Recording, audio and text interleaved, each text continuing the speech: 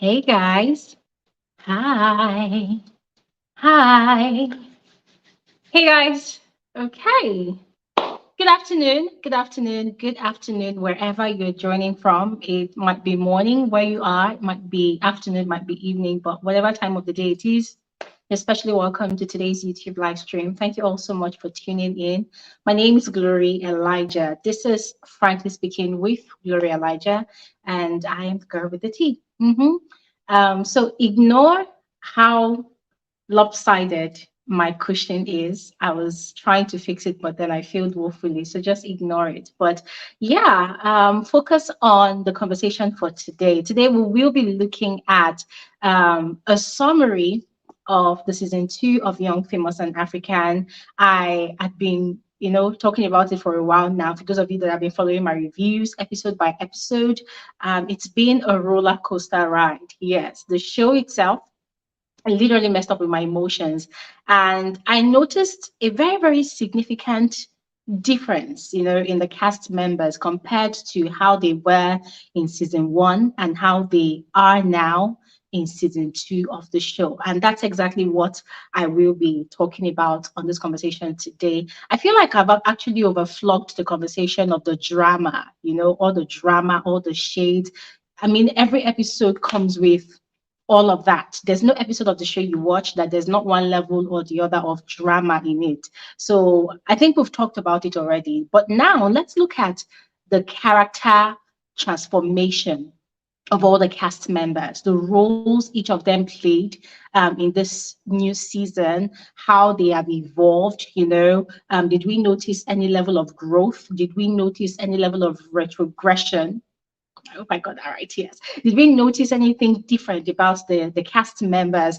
I don't know about you guys, but I definitely did. I noticed a lot of differences in almost all the cast members. Some people evolved in a beautiful way. Some people became more audacious. Some people became bolder. Some people kind of shrinked a bit. Yes. And of course, the new cast members and the one that actually left on dramatically, referring specifically to Bonang.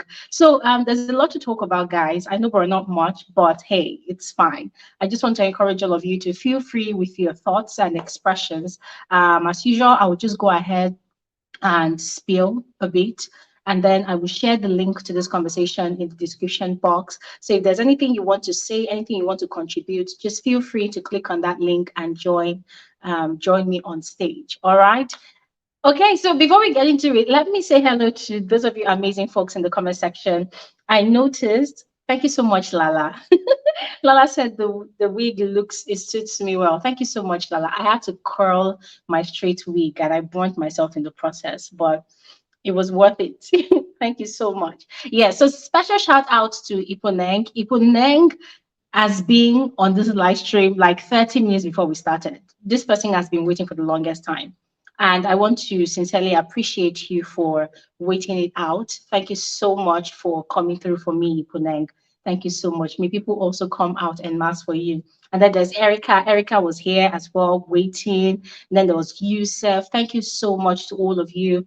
Tom, it's an absolute pleasure seeing you here. I noticed you subscribed to my new channel as well. Thank you so much, Tom.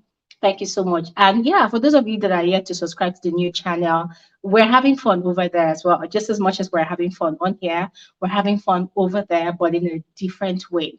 All right. So if you want to get to experience life with me from another lens, from another angle, this is an opportunity for you to subscribe to that channel. I already put out some videos on there. Just go ahead and check it out. And for every other person that's watching, that's a silent viewer, I always reserve special greetings for my silent viewers. Thank you all so much for joining regardless. But it would be nice for us to get to meet you virtually today. All right. Okay. Enough of all the chatty. Let's get into analyzing the cast members of the season 2 of Young, Famous, and African. So there was a difference this season with the cast members. There was an addition of three, not even three actually, I think five. Yeah, because we have to include Andile's baby mamas. By the way, those baby mamas, they are they're beautiful. In Nigeria, there's this saying that goes that person will carry eye go market, now they find better thing. In other words, Andile has taste in women. Andile has class in women. And guys, I mean, it just makes the guy more interesting, but then it's quite confusing how much of a confused personality he is. We're not going to jump the gun by going straight into Andile's character on the show, right? But just to mentioned that aside the three additional cast members that we had for this season, that's Lewis, Bonang, and Fantana, there was also Andile's baby mamas, Sabatso. Is it Sabatso? Somebody was trying to correct me with that name. So I think it's Sabatso and Rosette. Yes. So that makes it a total of five. Initially, I was going to just say that, okay, we just had three new cast members this season. But then Andile's baby mamas, they kept on making appearances for the last, I think, the last three episodes, right? So yeah, we can just say that they are the additional cast members of this season. All right. So yeah, that's actually a significant difference from how the cast members were last season. And in my frank opinion, I think it kind of added some spice to the show this season, guys. In as much as the previous, or should I say the original cast members, came with more drama, they came with more shades, more spice, more entertainment. It was also exciting to experience new people. It was also exciting to see new people breaking into that circle and, trying to change the norm of that circle. And when we talk about the norm, we know that the norm was that Kanye Mbau was like the leader of the pack. When we talk about the norm, we know that Annie was the crybaby, the one that's always depressed, the one that's always frustrated, the one that's always sad because of her marital issues to Two-Face Dibia. When we talk about the norm, it was about the likes of Nadia, who was like a headless chicken, literally following the likes of Swanky Jerry and Kanye everywhere they go. Whatever they say, she will agree. Whatever they do, she will agree. But then this season, there was a significant growth in the personality of Nadia, which really impressed me. I'm going to talk about it. Yes. So a lot of the norms from season one, in my frank opinion, were literally broken in the season two of the show, which added more spice, which added more entertainment to the show.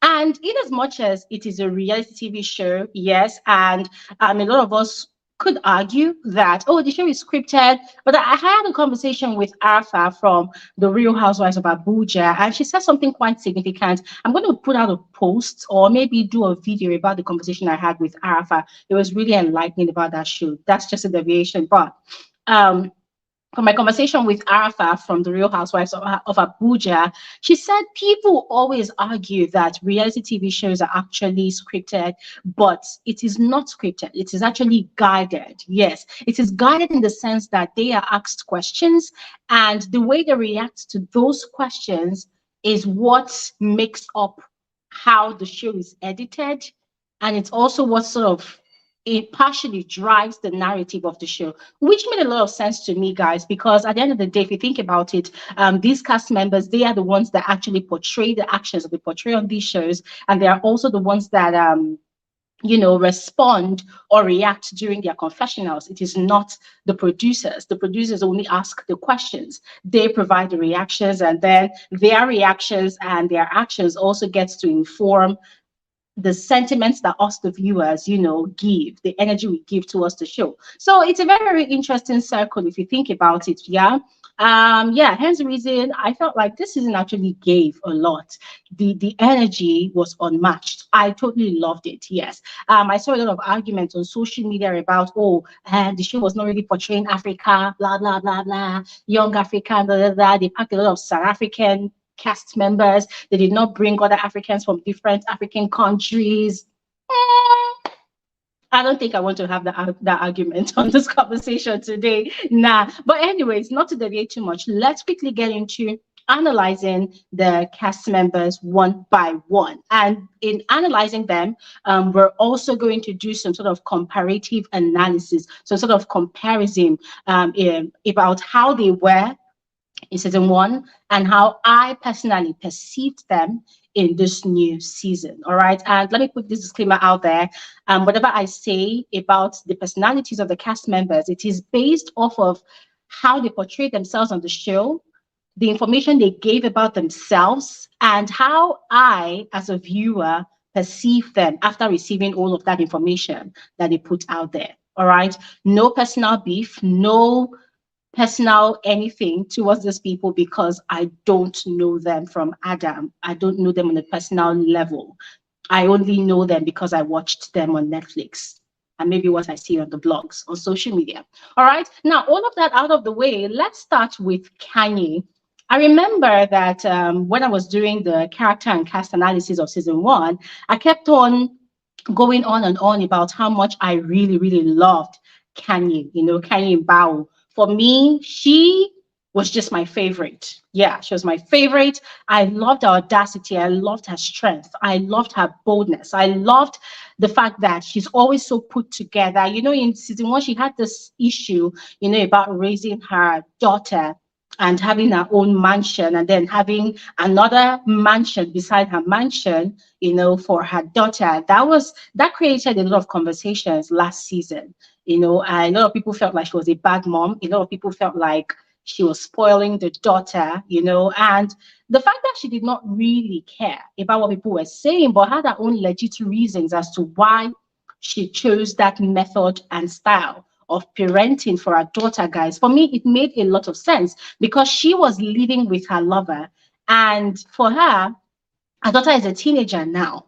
She had lost her virginity at a very, very young age and would not want to expose her daughter to the kind of life that she lives. And ladies and gentlemen, you and I know that Kanye is wild.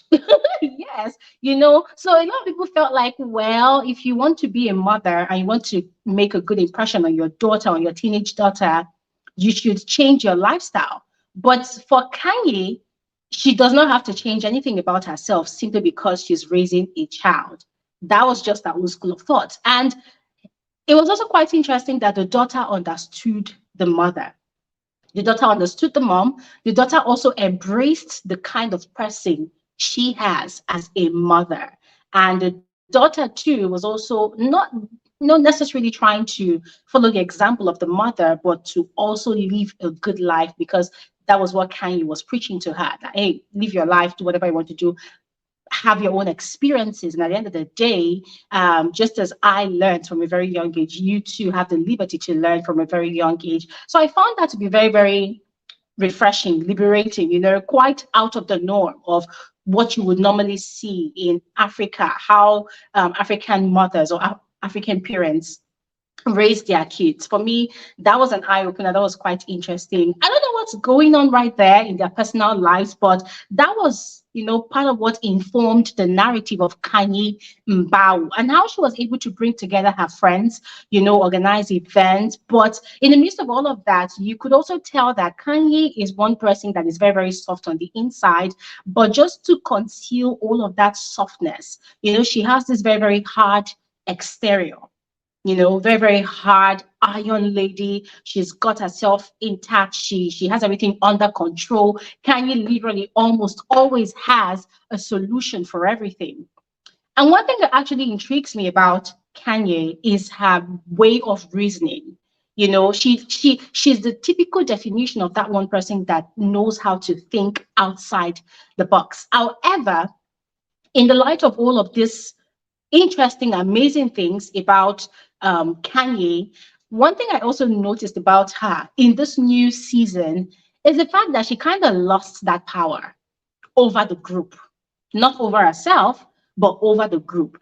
If you all noticed, the spotlight was not really on Kanye in this new season.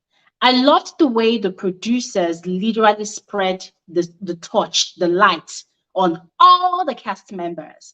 In a way, it felt like Naked DJ, that's Quentin and his girlfriend, Kaylee.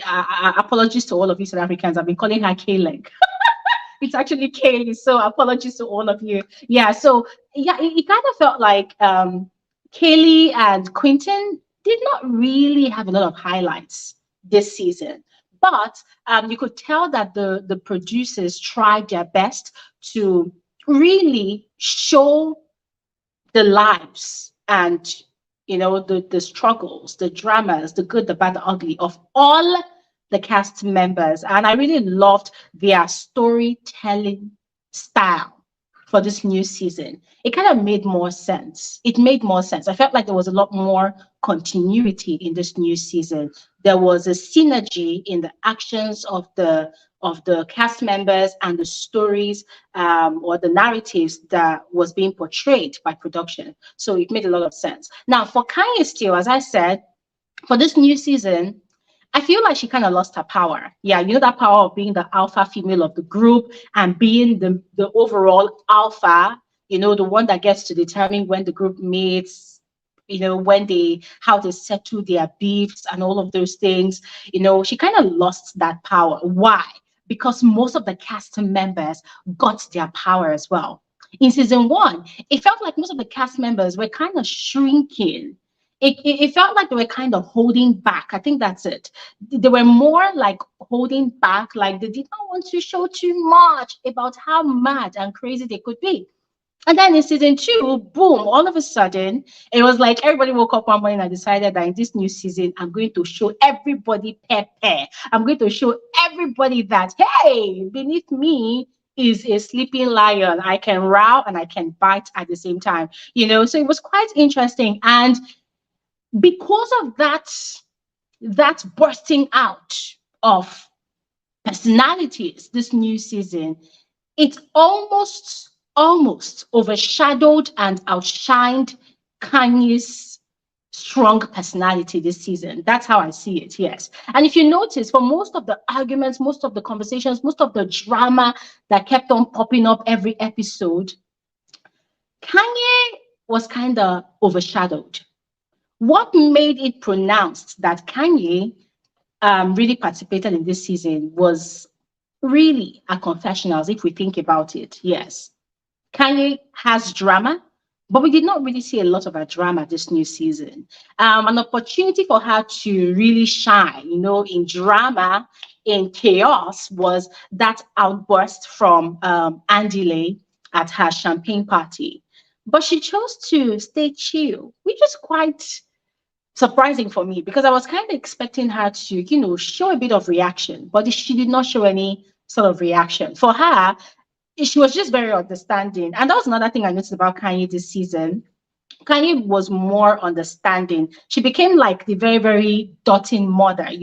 When a mother has about 10 children and you don't want to have a favorite of all of your kids. So you are trying to give them equal sentiment, equal likeness. Like when Swanky was being childish all through the season, she would always make excuses for him that Swanky shouts at everybody. That's how Swanky is. Swanky is going through a heartbreak. So she always had an excuse for everybody's excesses, which sort of endeared her to me. But at the same time, it made me question this new Kanye that I was seeing in season two. It made me wonder, like, okay, why is Kanye sort of chilled this season? Why is she not very, very hot like she was in season one? But anyways, I still like her the way she is. I still like her the way she is. Zamir is saying, I heard Kanye is now based in Dubai. That's why they didn't show much of her living space and confessionals. Yeah, I think she mentioned it that she moved to Dubai. So it was because of the show that she was kind of in South Africa. Yeah, true. Yeah. Anyways, that's just my frank opinion about Kanye as a character on the show. I don't know what you guys think, but I look forward to hearing your thoughts about her. Now, moving on to Andile. I need to drink water for this one because the Andile I saw this season, even me, I don't understand. Okay. So, Andile, I'm going to be frank with all of you. When you see someone for the first time on the show and you begin to think that, oh my God, So, of all the crazy men we have out there, there's still that one man that's very, very intelligent, good looking, classy, highly refined, and still is faithful in relationships. That was my first impression of Andile. Oh my God, I had the biggest crush on Andile. After watching season one, I literally went to go and search for this guy on Instagram and I followed him. I just wanted to be a part of his experiences. I just wanted to know, okay, what does this guy do on a day-to-day basis? You know, what's his career like? I did not send him a DM. No, hell no. Mm-mm.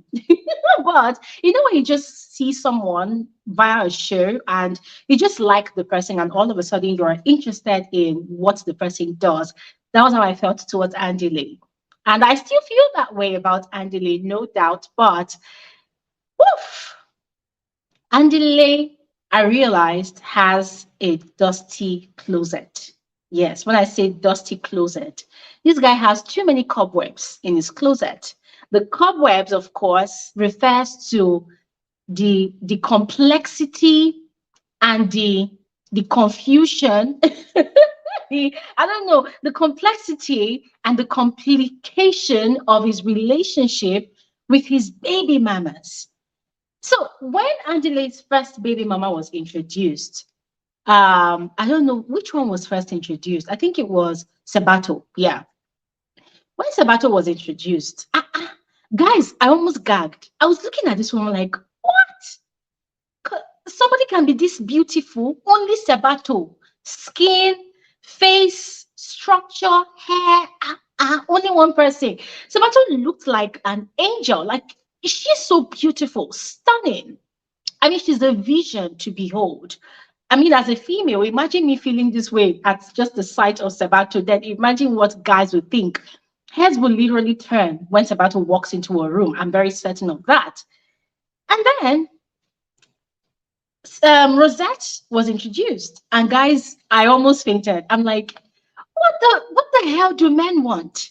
And yes, I know that beauty is in the eyes of the beholder. I know that you cannot judge a person's character or personality simply by their looks. I know that looks can be deceiving sometimes. I know all of those things, guys. I mean, at least I'm exposed, to some extent, and I know. But I'm like, wow, this guy really picks them. Yeah, like he goes into a space and he knows exactly what he wants. And one thing that was really striking is the resemblance between Sabato and Rosette. And in a way, I started thinking that, okay, could it be that, yeah, Rosette being the first woman, for Andile, could it be that Andile was actually looking for a fresh wait, there's a way people put it. There's a way people say that, oh, when a man has been with a woman for maybe over 20 years or maybe over 15 years, and he goes ahead to look for another woman while still with this other woman, and he ends up getting a woman that looks exactly like the first woman, then it means automatically that he's looking for a younger version of that woman. That's the best way I can actually explain how I felt when I saw the two baby mamas. Because I'm like, Andile, is it that you got bored of Rosette and then you decided to look for another baby mama that looks exactly like Rosette? Because these people, they look alike. Maybe when they wear makeup. I don't know about when they don't wear makeup, but when they wear makeup, or maybe when they make similar hairstyles, they look so alike. They look like sisters. They look like twins. Lala said exactly. The resemblance is uncanny. Yes. And guys, I'm not going to lie. The first thing I blotted out, from those scenes was that Adelaide is just a greedy bastard.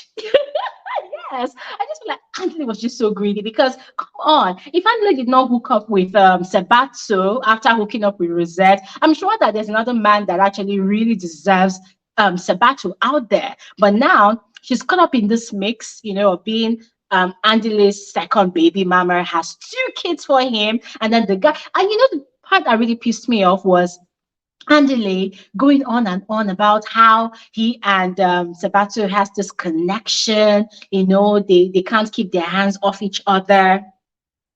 Excuse you.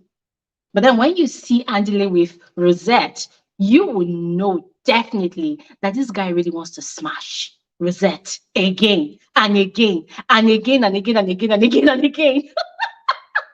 the whole thing was just so annoying, guys. And if there's one thing that really turns me off is when a man is so confused. You've got good things around you, and you're so confused, you don't know who to pick. And then you're acting like a child that just has too many candy options. And then you're like, I want this one, but I don't want to leave this one. I want this, I don't want to leave this one. So Anthony really surprised me in this episode. And this is not me being judgmental. I'm just talking about my reactions, to how I dealt with the revelations that he came with in this new season. I just felt like it was a lot for me to handle. Imagine having that first impression about him and then seeing the way, in my frank opinion, I just felt like he was playing the two women. You know, you don't want to let this one go, but you don't want to let go of the other one as well. I felt like that was really selfish. Yes, I felt like that was really selfish. And it just went to show how much of a confused individual Andile was. But show B's wise, because this is me giving just my, frank opinion about him. Now, talking about his impact on the show this season, I was quite impressed at the level of drama Andile could bring to the show via his business with his baby mamas, because I've always seen Andile to be this peace lover, peacemaker, peace lover. So for me, the first time Andile really shocked me was his reaction towards Kanye. And I was really excited that he gave that reaction because a lot of times I had always expected someone to, you know, put someone in their place in that group, not necessarily towards or against Kanye, but towards anybody that thinks they have the monopoly of madness. Yes, I have always been looking forward to somebody putting someone in his place. And I'm hoping that there's going to be a season 3 that somebody would outrightly put Swanky Jerry in his place, because that guy needs to be shut up at some point. He's just been let loose in this whole season 2. But then still on Andile, I was quite impressed at the way he, put Kanye in her place. And then when the old baby mama drama started, nah. The way he handled it, you could tell that the guy was having the time of his life, in his mind. Oh my God, these two girls, they still like me, they're still feeling me like that. The guy was feeling like king of the jungle. So for the show wise, for the love of drama, for the love of entertainment, I kind of liked the way he was quiet and allowed them to fight. But as per Glory Elijah, the who I am, the no nonsense person in me, the no nonsense person in me was getting mad. I was getting angry because I hate it when women fight over men. For me, it's not worth it. It is never, ever worth it. So the way he was just chilling and allowing the ladies to go at each other at Zari's birthday, for me, it was a huge turn off as a human being. But for just the sake and the love of drama, I kind of liked it because it kind of spiced up that scene. Yes. So comparing Andile, the way he was in season 1 and the way he was portrayed in season 2, I think it became more expressive in terms of his love life. Yes, what he had with Zari, well, that was just the tip of the iceberg. So the fact that I was able to see through his strength. Andile has this defense mechanism, this shield all over him. What you get to see when you first come across him on a show like this is his intelligence. You get to experience first his refinement. You get to experience how gentlemanly he is. You get to experience the good part of Andile. So the fact that there was a peeling of layers from his personality in this new season, and we're able to see that, okay, no matter how put together this guy is, he has a lot of drama going on in his life. He has a lot of shit going on in his life that he's dealing with. So for me, it endeared him more to me, or it endeared me more to him. I liked the fact that I was able to relate a bit with his drama. Yes, I think it was more relatable. That's the word. He was more relatable in this new season. Anyway, quickly moving on to Zari. Ladies and gentlemen, Zari remains the same Zari. Zari, the boss lady. The way she was in season 1 is totally the way she still is in this season 2 of the show. But another thing I noticed about Zari is that I think she became a bit more tolerant. Yes, what I'm referring to is the different scenes where she and Fantana that they go at each other because of Diamond. You know, there were a lot of nasty things that Fantana said to Zari. Oh, you wear fake designers. Oh, you are broke. You're not a billionaire. You're blah blah blah blah. You're blah blah blah blah. And she would just be sipping a drink and just throwing in one or two spiteful words. And I'm like, oh wow, okay, okay. Because if you call me broke, if you say I am this and that, I will expose you. I will say everything I know about you, you know. So I just felt like she was a bit more tolerant.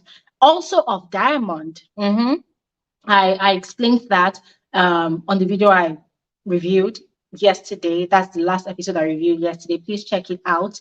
I felt like she became a bit more tolerant. I feel like she had this. Okay, this is what I noticed about Zari. I just felt like there was this level of peace and tranquility that she came with in this new season. You know, for her, well, let drama happen, let shit happen. I'm just here and I'm just chilling in my boss lady vibes. Yes. And I kind of liked it because when it's time for her to spit fire, she would definitely spit fire. When it's not time for her to make noise, she would not make noise. Yes, so yeah, I just loved the vibe that she brought this new season. And then Diamond, oh my God, Diamond remains a lying, cheating bastard. Diamond remains a professional liar. Diamond remains a player. The guy was annoying. The guy was annoying. The way he was playing the women was really annoying, but also very entertaining. Yeah, also very entertaining. Has he evolved? Well, I think he has evolved more into a bigger player. He has evolved more into a liar. Evolved more into, I don't know. I think he just became good. Like he became better at the game of playing women. That's just what I saw about Diamond this new season. But for the sake of the show, yeah, I love the drama he brought. I love the drama he brought. I love that sense of jealousy that he kept on expressing, you know, towards Andile and Zari's relationship. I loved the fact that he was jealous. In fact, it gave me so much joy seeing how worked up he was, you know, that another man was indicating interest in Zari. You know, it made me feel good. I said, yes, guy, you need to feel how it feels, you know, when in season one, he was having the hots for Nadia, you know, literally expressing his feelings towards Nadia. We don't really know if they actually hooked up at the end of the season. We don't know. But I felt like it was quite disrespectful. And then Fantana coming into the group and him chasing after Fantana again, disrespecting the fact that okay, there's Zari in the group, and then there's also what's it called? There's also Nadia, who he had tried to get laid with. You know, the guy just came with so many complications, and yeah, it was very annoying. Anyways, quickly from me said, I don't think Zari became a bit more tolerant. I feel she chilled because she saw someone that matched her energy 100%. Well, I mean, hey, different strokes for different folks. I mean, if that's what you saw, well, it's cool. But for me, I just saw something entirely different. Okay, moving on to the next person, Fantana. Fantana did not feature in the first season, and then she was introduced in this new season by Naked as Naked's friend or the girl that Naked arranged for Diamond. What do I think about Fantana? I'm going to be frank with you all. I think Fantana, not, how do I put this now?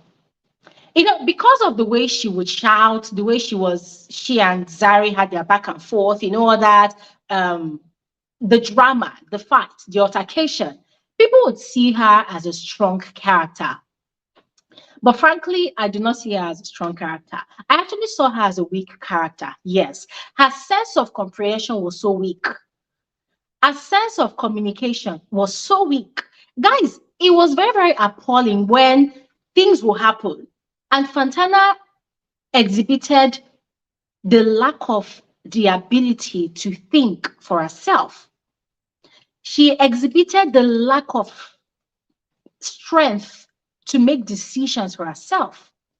She exhibited Guys, you know what? She exhibited so much lack of comprehension this entire season. Things are happening right in your face, girl. This is it right here. This is it right here. Just comprehend. Just see what's happening. Just understand what's happening. Guys, it was like this girl was just myopic. It was like she just lacked comprehension. And it was frustrating. It was frustrating, guys, on so many occasions. The part that really pissed me off was the way she allowed Swanky Jerry, be a mouthpiece in that group. She relied heavily on the sentiments of other people. People will say that, oh, she's an empath. Nah, I just felt like she came into that group and did not really assert herself.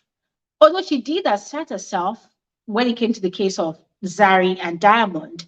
But when it came to decision making, when it came to having a mind of your own and standing on your own ground, it just felt like she was just very, very weak, which was exactly what Nadia exhibited in season one.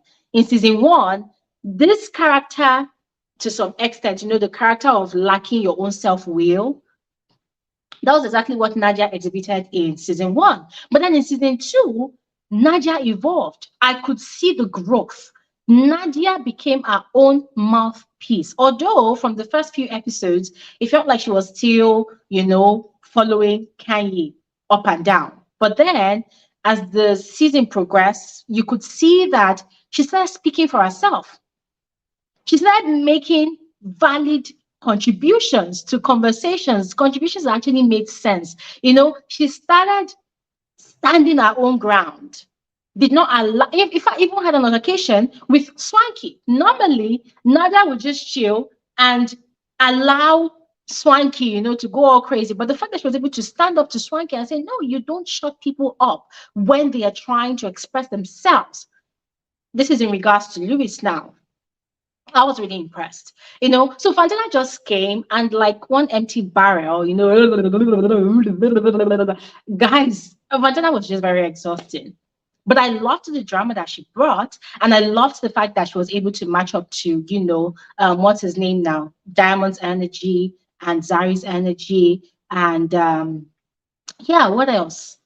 I think that's just basically it about Fantana. I loved the energy, but it was kind of frustrating, when Lewis had the whole drama going on with Swanky and Fantana just automatically took the side of everybody else without thinking for herself, without asking questions, without trying to investigate to know what exactly was up with those people. For her, Lewis is the problem. And Andile, the way Andile described Fantana, guys, was just so hilarious. But that's the truth. And when they asked her, okay, so why didn't you inquire about what happened from Lewis? What was her excuse? Yeah, everybody was just doing what they was doing. Everybody was just saying what they were saying. And I just felt like you guys were just tripping. And I'm like, just shut the hole in your face because you cannot reason for yourself. It was really annoying. Montana really frustrated me this entire season. She really frustrated me.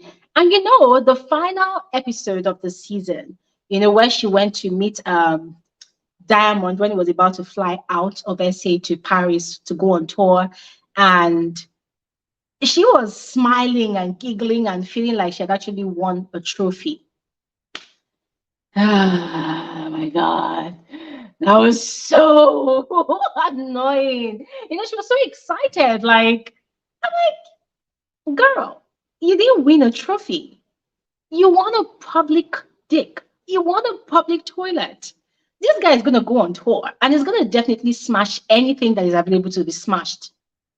And then probably you two, you'll be over here to smashing anything that's available to be smashed. And then both of you are going to come together and do your thing. So I don't know, but I kind of like her, to be very honest. I like Fantana. I just love the energy that she brought into the group, but the fact that she was not able to fully utilize her mental capacity to comprehend situations, to analyze the situations for herself and make her own informed decisions, it was kind of a letdown for me. Yeah.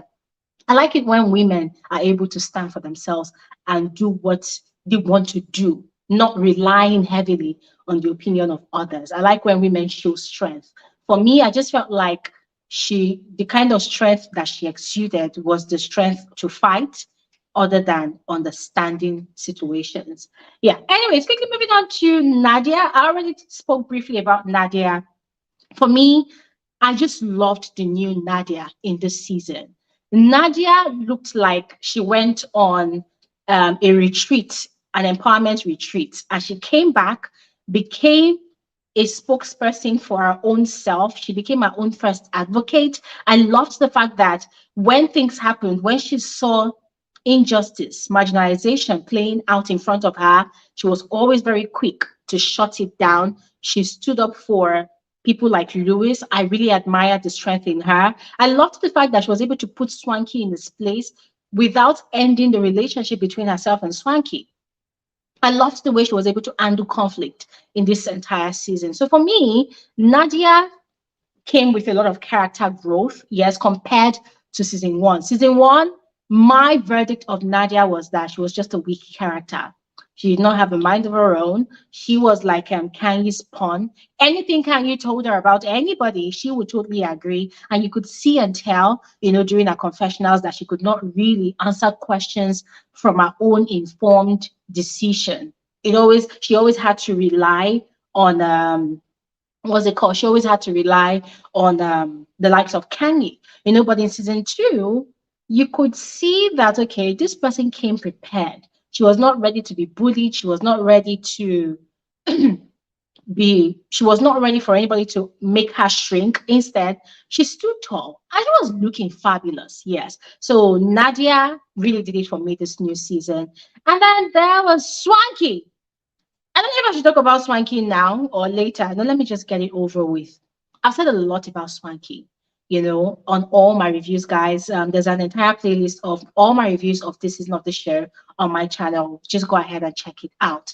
Now, in comparison to how Swanky was in season one, I feel like Swanky woke up one morning and somebody told her that, dude, you were boring in season one.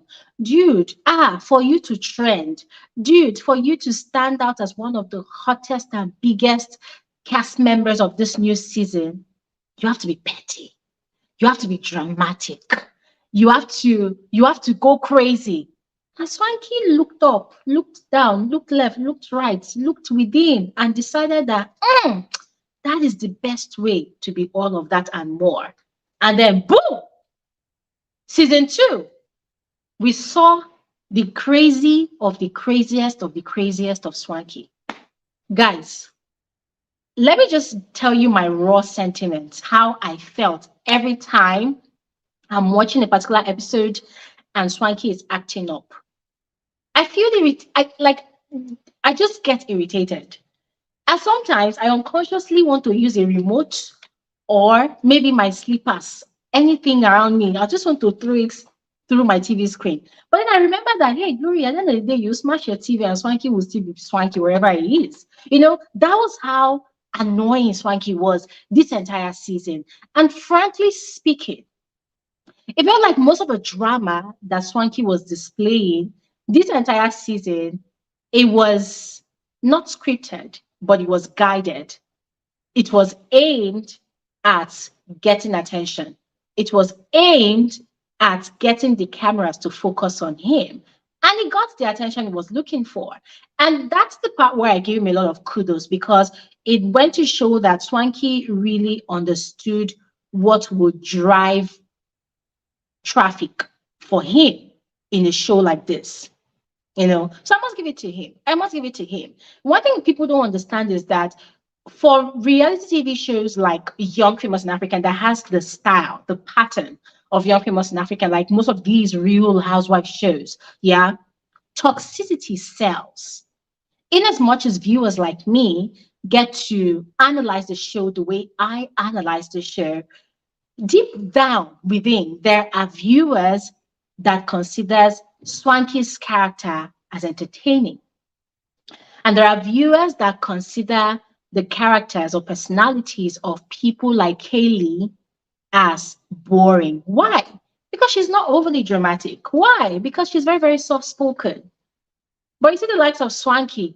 The one that is always fashionably late. Oh, by the way, guys, no matter how annoying Swanky was this season, I absolutely love every single outfit he wore this entire season. Everything was giving. Everything was giving. Swanky was annoying, though, but every time I'm watching the show and I see what he's wearing, I just calm down.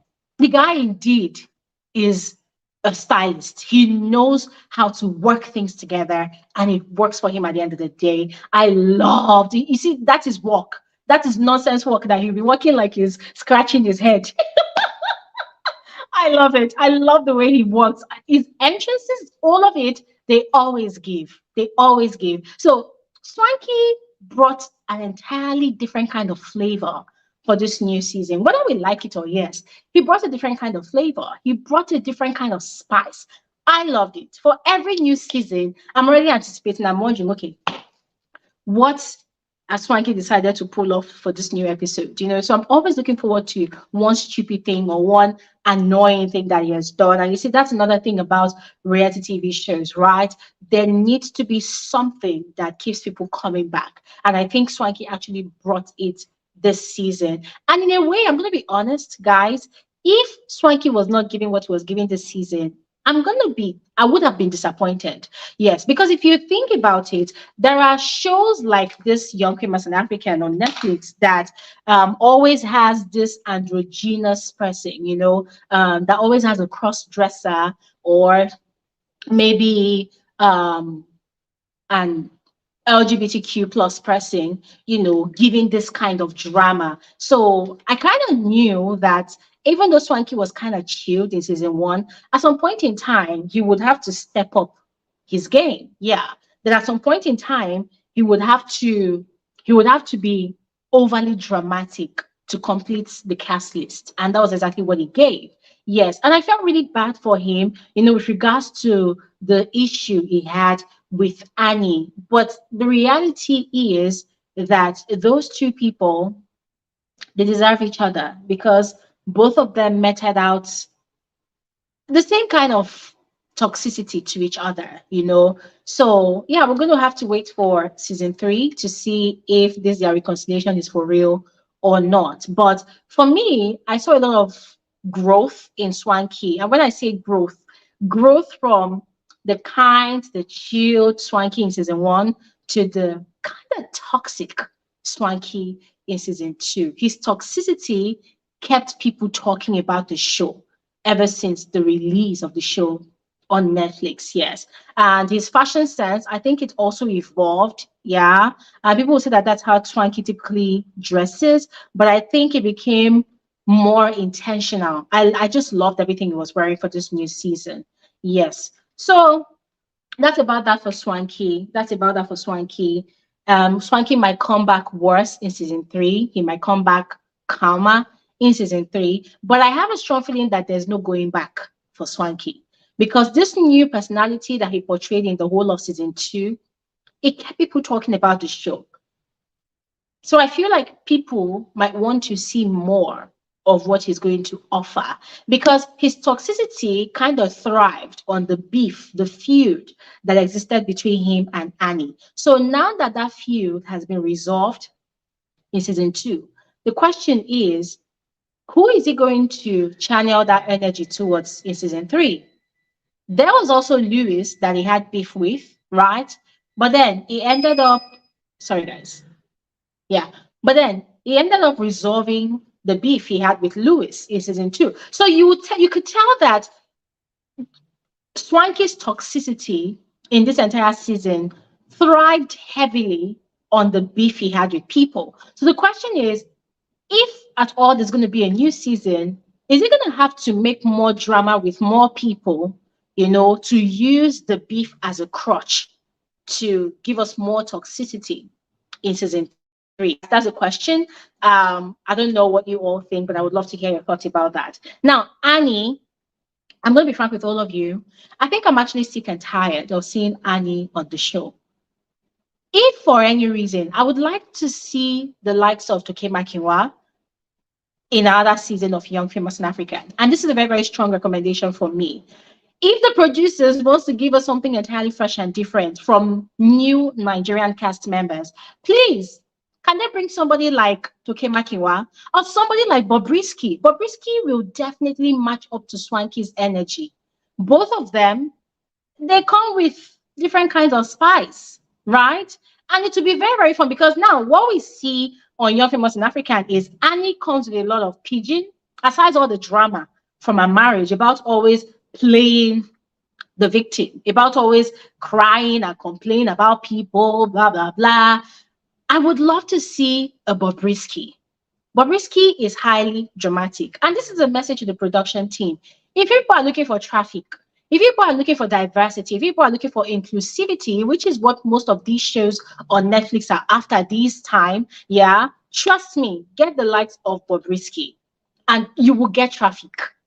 You will get traffic. People will watch. People want to know what Bobrisky wants to do next. It's going to be wild. Trust me on this one. It's going to be crazy. So get other people. Frankly, I'm tired because what was I expecting from Annie for this new season? I was expecting to see a more empowered, like emotionally empowered Annie. I was expecting to see a fresh new Annie that's not going to come and bore us with her marital issues. I was looking for an Annie that was going to come and face head on other ladies, the likes of, Zari. I was looking forward to Annie, coming in back into the group and not being overly, uptight because I felt like Annie was just feeling like something. I don't know. She was feeling like she was the best thing that ever happened after or before baked bread, Oh, I don't want to hang out with the ladies. I'm sick and tired. And I'm like, girl, they don't even care whether you come or not. Why are you stressing? So I felt like this season, Annie was complaining a lot. And then the issue that she had with Swanky, God, the lies, the manipulation with tears. It was just a huge turn off. Yes. I think Annie did not really grow in this new season, in my frank opinion, compared to the Annie of season one. Annie did not really evolve. Although it seemed as though she was going to evolve, by avoiding or shying away from hanging out with the other ladies or with the group in general. But I felt like she was still locked up and boxed up in that misery of, everybody wants to know about my marriage. Girl, everybody does not want to know about your marriage. You're the one that is always talking about your marriage, making it look like us, the viewers, we are interested. Annie, we are not interested. We're not. Honestly, we are not interested. You are the one that is always talking about it. First scene that introduced Annie on the show this new season, what's this person?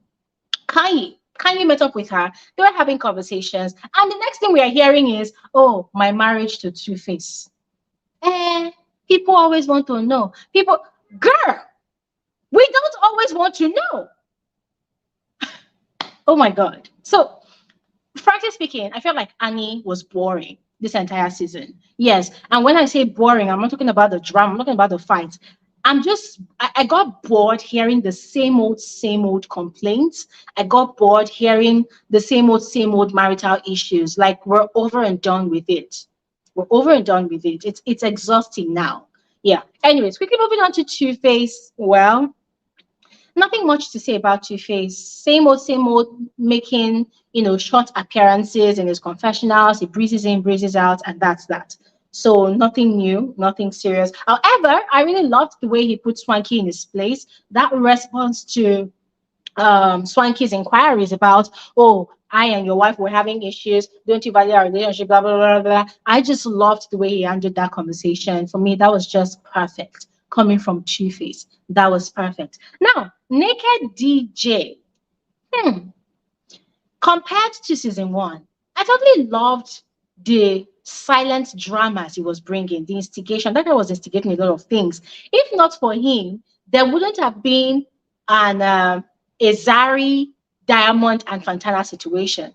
So the fact that he had brought Fantana into the group, the fact that he kept on acting like he has selective amnesia, kept on acting like he wasn't part of the drama, it was quite entertaining for me. I loved it. And his sense of humor, his sarcasm, the little jokes he throws here and there, it was quite refreshing for me. I totally loved it. And his relationship with Kaylee, quite refreshing, but I also described him as a very, very selfish individual. You don't want to put the ring on it just yet, but then you are giving her a locket, a key. Anybody that can interpret that metaphorically, for me, it was more like him imprisoning her in his life without making it official. And it was quite sad that Kaylee was all excited about it. I'm like, girl, you don't even know that they're putting you in prison. They're putting you in jail. Officially putting you in jail without officially marrying you. So it doesn't really make sense. Yeah, so I just felt like, nah, um, it was just kind of selfish, just like Andile. 1 second, guys.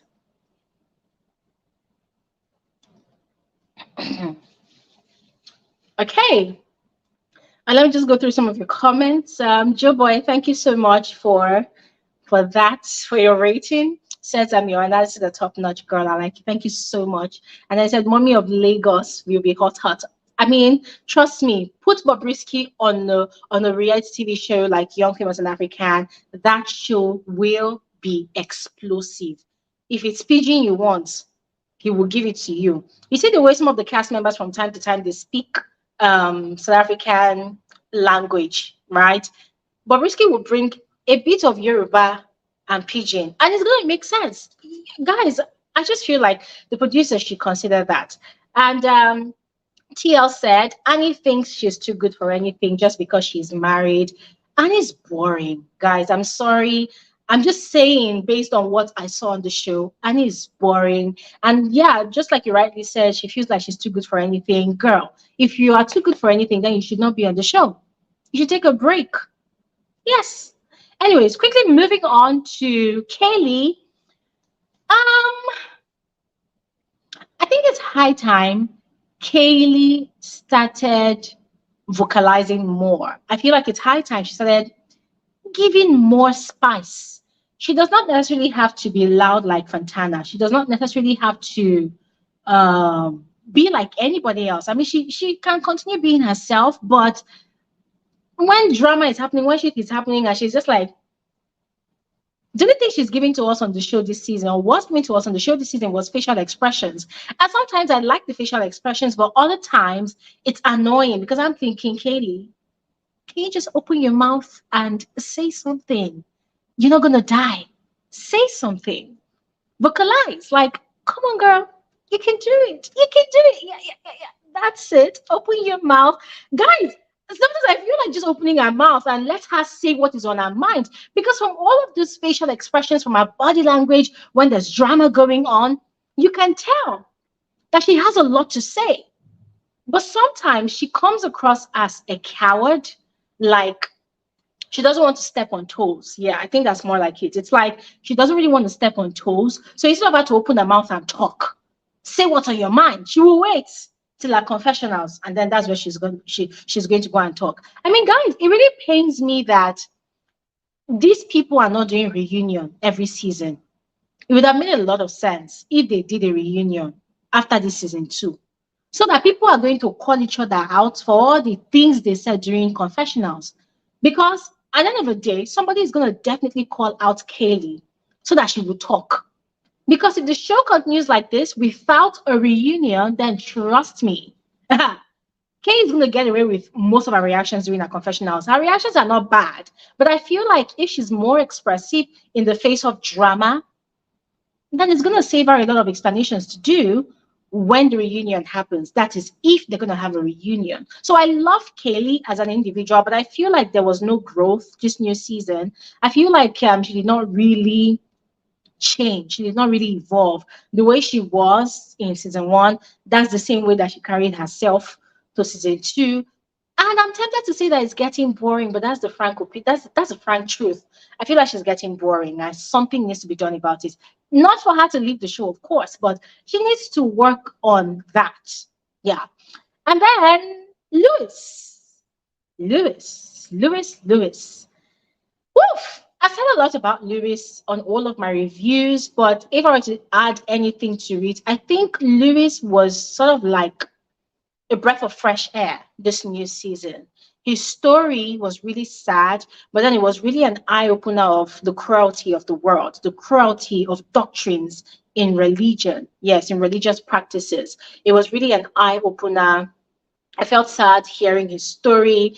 But then I also, I mean, for the sake of the show, for the sake of drama, I also loved the angle he came into the show with his drama, right? Knowing fully well that his rival in the person of Diamond, who he has shared an ex with, right, is also having interest in somebody in the group, and then he's going ahead to indicate interest in that same person, but then later on hands off.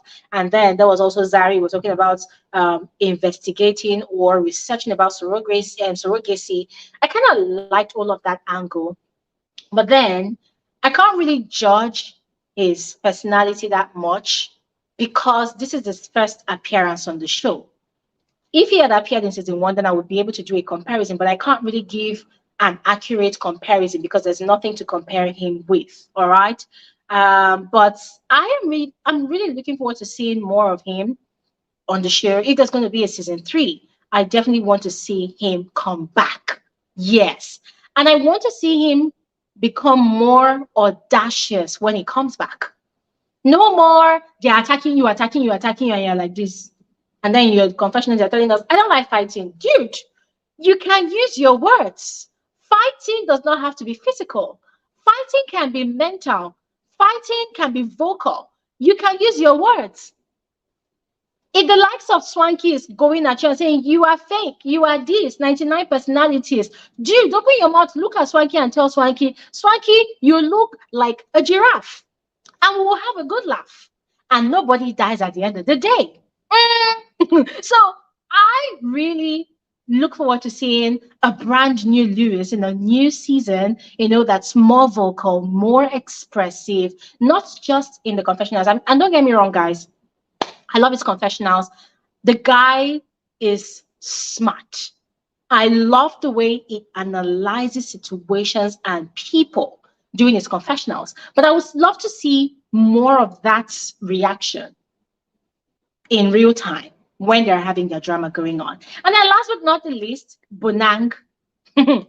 Guys, I love Bonango. I really love her. Yes, I love Bonang. And I don't know why she left. I didn't like the fact that she left the show, but I'm really hoping that she makes a powerful comeback in a new season. If there's going to be a new season, I look forward to seeing her make a powerful comeback. And when she comes back, I want to see her go head on, with everybody in the group. Not because it did anything to her, no, but that power, that authority that she wanted to what's it called now? That she wanted to exude, and she did not have the space to do it because probably of intimidation, probably because the energy from everybody was too much for her to handle. I would love to see her do that on another season. Yes, but for the short time that she appeared on this season, I loved what she gave. I loved what she gave. Anyways, guys, I'm going to stop talking right now because I look forward to hearing your thoughts. I mean, this live stream would not be complete without me hearing your thoughts. All right. So this is the part where I get to share the link in the comments section below. Just go ahead and click so that we can hear from you. All right. Sibylang said, I'm just curious as to why Louis is not going about having children, the usual way of having a girlfriend, get married.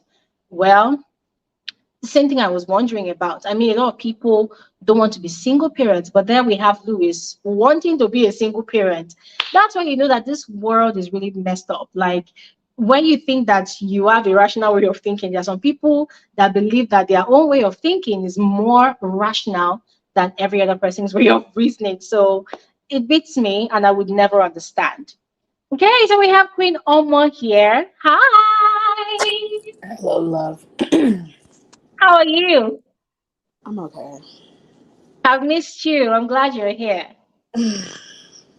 Young, famous in Africa. Mm-hmm. You know something? I'm actually sick and tired. Okay, so the thing is that, I'm in America. And Mm-hmm. for the past like 10, 15 years, I've been watching Ratchet TV. Ratchet TV is what we call Love and Hip Hop, Real Yeah. Housewives, Ratchet TV. And Yeah. when I tell you I've gotten to the point where I'm tired of that scene. I'm very tired. I mean, maybe because I'm older now, but like it's that scene is tiring. So when I heard about Young Famous in Africa, I thought that this show was going to be a show full of like successful people talking about their business. There'll be small drama. I didn't think there would be this much drama. You get me? Couple of things. Let me start with each character. Annie. Annie, you are in love with a guy that is selfish and in love with himself. You're only because I'm tired of hearing about her marriage to Two Face. I am tired of hearing about it. It's not a great marriage. It's not a great marriage. Actually, with the way everything seems, she settled for him. All the other baby mamas left him. He settled for your ass. You are not like, I don't know. She's looking old in the face. She's looking washed. She's just looking tired. Like, I'm tired Yeah. of seeing her on screen. Like, we can clearly tell you are on drugs because like you're miserable. She's very miserable in that marriage. The boy, and what's it called, Two Face, every season must embarrass you. Wasn't him the same person having a conversation saying that a man must cheat? There's no way. He's embarrassing. That was really below the belt. She Really below the belt. no, but what do you expect? You what's it called? Last season, you told the whole entire world. You came on international television to tell the whole entire world that your your first kid was Two Face's fifth kid. Is that not mentee? And you were the dumbest one to stay. Just like Choma, nobody can tell me nothing. These girls, Choma's in the same boat. These guys keep cheating on you. They keep having kids on you. They keep disrespecting you. And you guys are staying for what? The money? And I was disappointed in her because Swanky could be a lot of things, but Swanky was a good friend to her. Season two, True. he carried her on top of his. I mean, season one, he carried her on top of his head. So for her to talk True. about him, everything she said about him, I'm not surprised. It's something she can do. You know, it's something she can do because she Of too. She's course not now. that good of a person. Swanky, Mm-hmm. Swanky might be messy, but he's a good person. Mm-hmm. Mm-hmm. She what's it called? Crazy. Her Zuri. Let me talk about Auntie Zuri quickly. The vibe she's giving me is that she doesn't want Diamond, but she doesn't want anybody else to have Diamond. Make it make sense. No, make it make sense. Okay, he cheated on you. You had kids for him. You had two kids for him. He cheated on you, and you moved on, quote unquote. But yet you're having drama with Fantana. You are doing this, you're doing that. On top waiting. Diamond is a playboy. Diamond is the set of Davido and Co. He is trash. They are sleeping around. They're having multiple kids. Any woman that takes them seriously is a fool. But you seem to be making was it for show? Because she herself, did you see the small boy she went to go and carry? I said, Zuri, my baby, what? And then you're what's it called? And then you're talking about and then Fantana. I actually know Fantana. She's a friend of a friend. She's American based now. I Mm-hmm. mean, I guess she got levels. I guess, but girl, It's what? It's what? I Don't guess, get me started. I guess, like Don't get me started. no. But what's it called? But I love it when American based babes go back to Africa and start being like I'm a big girl. No, you're not. Like sit your ass down somewhere. Who are you? Who be you? I beg you. I beg you. Girl, if you don't say she's a friend of a friend, like girl, you are basic in America at best. But like whatever. Like she and Diamond, they can work because they're playing the same game. Of course. They're playing the same game. Swanky, I like Swanky, but I felt like because I've been watching, I actually like Swanky, and I've been watching his progress. Swanky is doing a lot of major moves currently, like styling like Chika Ike for the Paris. Like he's going abroad to style. I wanted to see more of Swanky professional. I didn't really appreciate the drama, but I felt like he had to bring the drama because how can you be a gay man? Gay people are messy. How can you be a homosexual man on reality TV and not be messy? So I felt like he wanted to portray that, but it wasn't. I felt like it was too much. He needed to dial it down a little bit. You get? Yeah, I yeah. now Connie, did you hear the gist that's going on with Connie? She done move. Auntie, I moved to Dubai. Yeah, the gist is that what I heard was that she's no longer with her man. I don't know if that's true. Yeah, she's in Dubai, and her 15-year-old daughter is having a baby. Well, she's 16 now. Yeah, she's having Huh? a baby. Yes. Her daughter, the one that she gave free liberty. Girl, she is having a baby. I, she's having Hey! girl. You see, she was very quiet this season because Carla's her daughter's having a baby. Is she? I think she already had the baby girl self. Like, yeah, her daughter's having a baby. The one that she was saying she let her freedom go. The girl don't carry belly. Wait till we talk. I'll send you. I'll send you the link. Yeah, she has a baby. South Africa. Oh my God. See, she just proved, you see those naysayers from season one, she just proved them right. Because what I was really praying for was that nothing happens so that she can prove that her system works, her parenting style works. The sister did not work. She's having a baby. Oh That my sister God. no work. I feel Oh like my God. I feel like she's very quiet this season, and I didn't really like that. But also, she has a lot going on. She has a lot going on. She's a grandma now, a glamour. So Oh, she has a lot going on. Who else? Who else? Who else? oh my Diamond. God.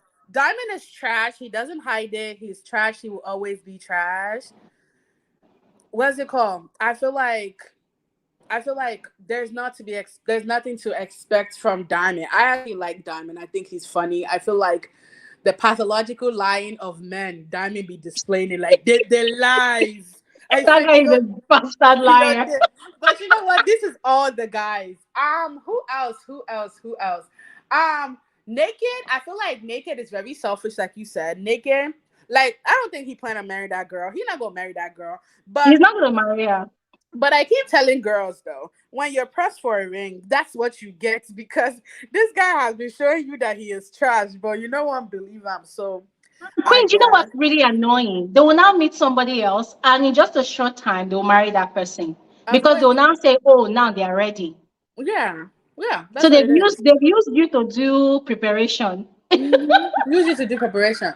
Lois, I like Lois. I feel like his story is very traumatic and stuff like that. Yeah, And I feel like he's a cool guy. He's a dope guy. But like this goes to show like the upbringing. I'm glad that he talked about his parents. His first of all, his parents are weird. Like, how do you disown your own child because he was having it's sex on national television? Like, yeah. please. But I overall the show. I felt like the drama was forced. I feel like people were not being their authentic self. You know what I wanted to you know what I wanted them to really unpack on with Nadia on the show. Nadia used to date AK. AK passed away. I wanted them to dedicate a whole episode, or I wanted them to for her to really talk about like give me the gist about you and AK because I think they filmed the show before that happened, and also before Zari married. I think so. Because when that AK stuff happened, I think I saw clips online of Nadia. So I don't think they film, because the way they do these shows, yeah. from someone that's participated on one, they will film like maybe months before, and then they will do production, fine tuning, and then do publicity. So I think it takes a while. Yes. So, but I wanted to Mm. get the gist from that. Okay, so season 3. Listen, man, Nigeria has drama. they have celebrities that are dramatic. Like Auntie Bobrisky needs to be on this show. Give, Um, Sister give. Auntie Toki Makiwa needs to be on this show. They should bring Mercy them. Ike. Mercy Ike needs to be on this show. The They likes should of bring. like Jaroma needs to be on this show. The Oh Chris, God. no, because when they were picking the cast, who the hell thought about Annie? Who? Who? Queen, do you Who? remember the beef between Bobrisky and is it Jarma? Those Kayamata days, those No, drama. no. But like, if you want to shake up, like the cast needs to be shaken up. Like the drama is no, you need to shake it up. And there's not that much Nigeria on that cast. I need it to be shaken up. Like I need Bobrisky on this show. I need Toke Makinwa on this show. I need like if you're gonna because personally speaking, I don't like reality TV. I don't like the shows. But like if you're gonna do drama, please let's do proper drama. Put James Brown and Bobrisky. Let them tear each other away. The Duchess of London and what's it called? Let there be craze. Like I'm not appreciating. Like Swanky cannot be the only messy person. We need Yeah, another one. We need another he that is messy. Like messy. And then Uncle Swanky, your leg never break. Like what's wrong with your walking? Why do you walk like that? Why? Why? I'm upset.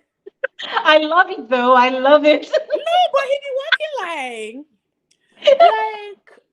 You I know, in the last episode, yeah, the cameraman did not do the slow motion technique oh properly. So it showed him Jesus. walking normally, and it was so hilarious. I had to rewind. I'm like, is this how? Because you know, when it's in slow motion, it looks good for me. But when they now remove the slow motion, I'm like, is this how he really? No, but I just need no, like I need drama. I need proper drama. I need come out your wig drama.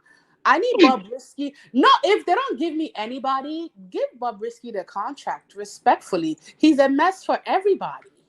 Exactly. Because what is Exactly. is Shabi Pidgin you want, now Yoruba you want, now Ah, Shakinated English you and want. then it's He English. he got it. Now is it lies you want? He's a total package. And then he'll bring the R accent. Hello, her. Hello, hello. Like, what is it called? Bobrisky is a gold digger. I mean, so he says. Like, come on now. Like, come on. Actually, personally speaking, if anybody was to ask me, I feel like Bobrisky's whole persona is a facade. I feel like Bobrisky is a G boy, but nobody wants to talk about it. Like, cause I don't think Bobrisky is really. I feel like he's still banging woman. Just like that's a story for another day. Like, no. I think you need to have a live session and invite me and let's talk about everything that Nigerians are doing that I Hey, hey, hey. we're not ready because Bob you can't tell me anything. Bobrisky, nah. Hmm. But I just feel like the show needs to be better. I feel like the drama, like Zuri, I don't see her point on the show. Connie, I actually don't see her point anymore. Annie, you're a waste of space. Two Face is not really there. I feel like Two Face is just there because he's in the credits. Diamond was barely there. Hmm. Fantana, Fantana, my sister, you cannot comprehend simple things. I'm not. I'm very concerned. Like, where's the It's intellect? annoying, It's honestly. annoying. But I feel like overall the show needs to be over. I'm not over. I feel like it needs to be rebranded. I feel like it has potential. Should be drama that they want. It has potential to be very dramatic. It's just that they need to just do better with the casting of the show. Like you cannot Yeah. just bring boring people. Like who the hell told you people to bring Annie to the show? I am tired of sick and tired of hearing about Two Face. Two Face, okay. And Annie is the type of woman that you can tell that she gave up her whole life for a man. Now she's trying to make herself feel better. Stop. You cannot feel better. You are still dear. You are still like no, no, no. I really want somebody to beat her ass, but that's Yeah. because she's kind of shady. She's very shady. And she be acting like she's the kind of girl that would throw a punch and then be hiding her hand. No, I don't like that. Say it with your full chest, be shady with your full chest, everything. But That is it though. I'll what's it called? Thank Let you. Lori speak, and I'll be Thank you back. so much. Thank you so much. Thank you so much, Queen. Thank you so much. Let's move on to Lori. Hi, Lori. Hello, Lori. Can you unmute? Hi, sorry. I am trying to switch off something. Okay, Oh, now okay. I'm available. Yes. Hi. Oh, You're welcome. thank you. It's a very, very long time. I know I've been busy with life. Life has been hitting me all sides. That's another story. You're welcome. You're But welcome back. You've been missed. You're thank you. welcome. Thank you. Okay. I have been watching. I watched, I believe, earlier than you when it just like came out. Like in the Yeah. past few days, I watched it because I was like interested. Because yeah, I am a product of Diamond, obviously, a Tanzania. So I have to Oh. watch what he says for Mm-hmm. for much more content. Because obviously, all of us are laughing at home, like this guy. But I think the Diamond that you have seen, I want to first start first with Diamond because obviously that is someone. The Diamond who you have seen is Diamond who we all know back at home. Diamond is the same way. Diamond would never. Wow. You guys don't expect him to do more than 3 or 4 scenes or even 10 scenes. Diamond is not really like Wow. someone who can like really speak out loud. He's not like really outspoken. Okay. He's not like the people who you people want, like someone like obviously Andile who can have like a proper discussion with someone else.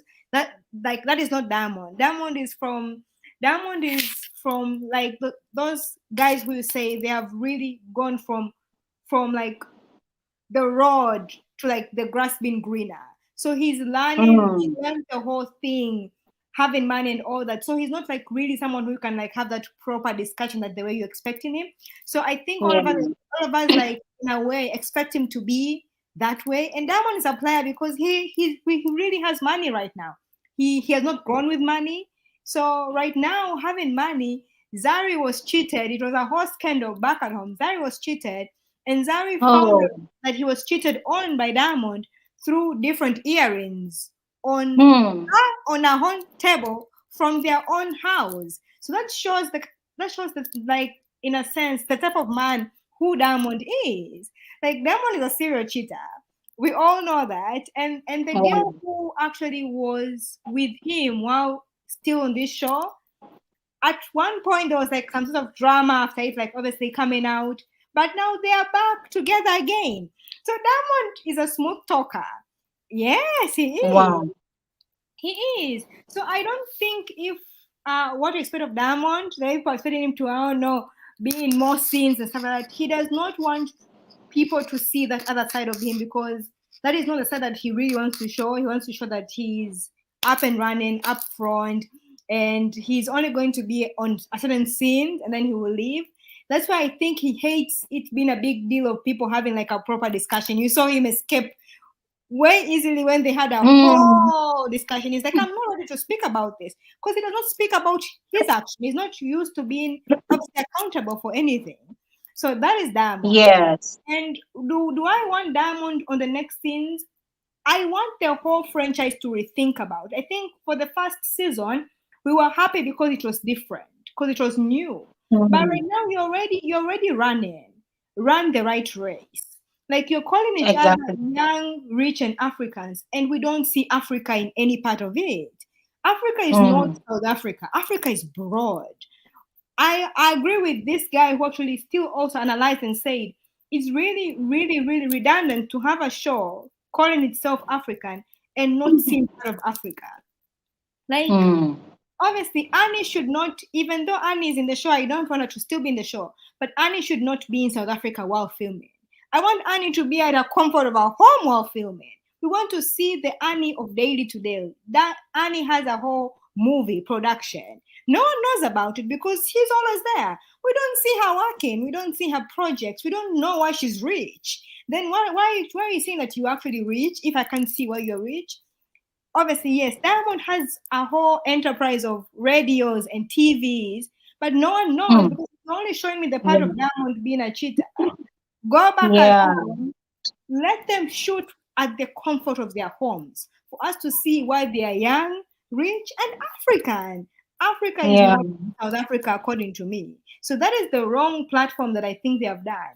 Who am I apart from Diamond? Let's first start with obviously Louis. I was watching Big Brother beforehand, so I know him from that. Obviously, it was heartbreaking to hear about his whole entire family and all that. But I think Louis came with the thing of being the main character, and he has know that personality of being the main character. You know, there are people who, when know they want to be, they can't be. Mm. You have to be able to accept that you can't be, but you have to be able to know how to fit in. He really had a Sure. nice storyline. The storyline of all his family.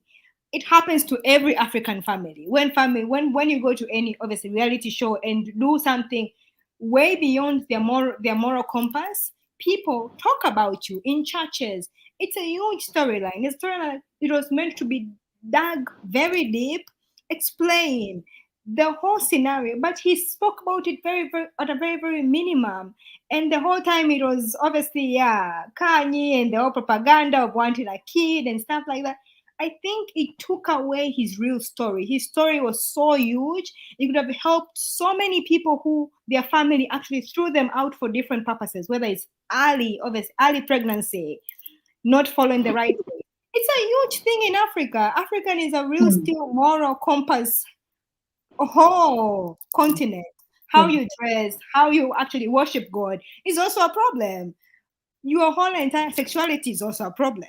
Like Africa has a huge spectrum of that moral compass, and he brought that in. Kanye had it a bit Mm. at the beginning with that whole child thing, but it was not really to the extreme of a parent doing what he did or she did to Louis. So that is a very different story that he would have really brought in lessons and how someone can really grow because he has grown, he's known, he has a whole wine. So someone who was given so little was forced to come out from their shell and their box to grow as an individual. It's a storyline on its own, Mm. but focused on really unnecessary things. Another person who I'm Mm. really disappointed on is Bonang, because I stayed in SA. Bonang is a huge character in SA, and we all believe that she's the queen bee, because Bonang Mm. has association with everyone in the industry, directly or Wow. indirectly, from DJ Zimmer, Nadia, Kanye. They're all enemies and friends at one point. So Mm. Bonang is always about business, which is true. I believe what Kanye said is true. Bonang does not believe in friendship of the same level. Bonang wants you to be some sort of, I don't know, like at least the nicest way to say is he wants you to be a proper puppet for you to be a yes ma'am kind of friend. Because Bonang doesn't believe that she can be friends with people of the same level. True. So it's true that group setting was wrong, but the Bonang who we know is all about money. Whether the group setting was wrong, she would have still stuck it out until the end. So I believe Mm. also the contract might be Yes. also something. I don't believe Bonang is that a quick quitter because she couldn't fit in. If the money is right, she would have ridden it until, Mm. because she didn't show her. Still, no Mm. one is showing their businesses. I don't know how we call them rich without knowing how they're earning that richness. For me, that is a big problem for all of them. I don't know why we're Exactly. calling them rich. What are they rich Exactly. about? How are they rich? What is Kanye's richness? What does We he don't do? even know what Kaylee does. I also don't know what DJ I don't even know what Webber. Kaylee does. I don't even know how she makes her whole money. Like the whole thing is a crisis for me. If we want to call young rich and Africans, then we're supposed now to call also DJ Cappy. Because at least we know what his how entire obviously that does for our whole living. You're calling someone like Kanye rich. What does Kanye do? We don't know. The show was Yes. meant to show us that different spectrum of African richness. Kanye this season, I think she said beforehand. Right now, she's saying it again. I think she was sick, so we can give her that proper lenient of she was sick. She's not really up to it. But the Kanye that we are seeing is the Kanye who we believe in was a Kanye who was a shade queen. You know, the shadeness of Kanye was so quick, not properly like Mm. rehearsed. Mhm. This time she was too slow with the shade, and I believe that is wrong. People keep saying, obviously, Nadia, but for me, I believe the whole network was a missed opportunity. I don't agree on obviously going through the same spectrum of actually like leaning onto obviously AKA, but AKA is a big name, and she said from the first episode that she was dating him, they didn't really tap on that because they could have had, even though maybe unless he didn't want to really shoot on that, but they could also have her storyline on that. No matter how far this season had gone already editing, they could still fit it in on the last season because AKA was a big name and his loss is still felt Mhm. for the rest of the world because we knew him as that big name. And we knew AKA's story, not only from the first, obviously, DJs in there, and then from that other small girl who really passed away. And yeah, that is another case. Then the AKA who was now happy with Nadia. The K who we saw was excited about life. There was a glimpse of life. That storyline could have really been a big storyline because that's someone who was really went through the roller coaster of life that we don't know the other side of it and really came out of it because of love. They could have had a one-on-one with obviously Annie, with not Annie, Nadia at the end of the show. Even though obviously the whole entire thing is over, have a one-on-one with her, have a really personal interview because Nadia has not spoken to anyone so far. Like we're hearing glimpse of her doing fine here and here, but she could have really, if they would have really given her that platform, should have really shown how the storyline really began and how she's now doing, and then at the end of the episode, right, R.I.P. AKA, long, long, long, whatever, whatever. They didn't do any of that. And like this person is a big part of Nadia's life. You have to show that sense of consideration around it. Also, Nadia, I don't understand how she's young, rich, and famous. She's a singer, she's a rapper. We have not seen her work anytime. No concerts. Diamond the same way, no concerts. These are missed opportunity. Netflix is a really, really big platform for you to be doing nonsense of fighting over a man like Diamond. Fantasia, I'm speaking about her now. She has missed opportunity. She is as mad as they come. You can't be in a big platform like Netflix and not show your craft and lean True. on Diamond. Like that's a missed opportunity for me. So I'm like, I really want them. If they want to really come back season 3, I agree with everyone. They should remove all of them. No, none exception. Unless if Swanky really wants to come back, he should come back. Remove all of them. There is no reason for them to be there. I'm serious. That's Remove all brutal. remove all of them except if Swanky wants to come back because at least we know Swanky, even though he has not shown the whole being a stylist part, but what he wears at least represents the richness. You get it? At least Mhm. we have a glimpse of his Mhm. richness. Like at least for him, the Annie propaganda DJ, Andile, all of them, they're nonsense. We don't know how their richness is coming from. What I want the next season, Mm. because we're speaking about young, rich, and famous, people who have really hustled. Obviously, Toke, we all know her. Even me, I'm from Tanzania, but I know Toke because she's the baby girl lifestyle. She has stood as the baby girl And let me lifestyle. tell you one thing, yeah, Laurie. Let me tell you one thing, yeah. Why I would love to see Toke on the show. So when in the earliest, okay, not really earliest, but when Toke started becoming kind of popular in the media space here in Nigeria, she was friends with Bonang. So I don't know what happened, but for some weird reason, she and Bonang started looking like twins. You would see a picture on Instagram and it's Bonango, it's looking like Toke. So there was words on social, people started dragging Toke. People started dragging her that she's a wannabe Bonang. People started like they really dragged her that she was trying so hard to be like Bonang because these people were literally carrying same hairdo sometimes, not intentionally. Now, I mean, the truth is you don't know who did it first, right? So if you Yeah, see Bonang's picture, Bonang has this hairdo, she's looking this way. You see Toke's picture, Toke is looking like Bonang, the makeup, the lipstick, everything was just looking the same.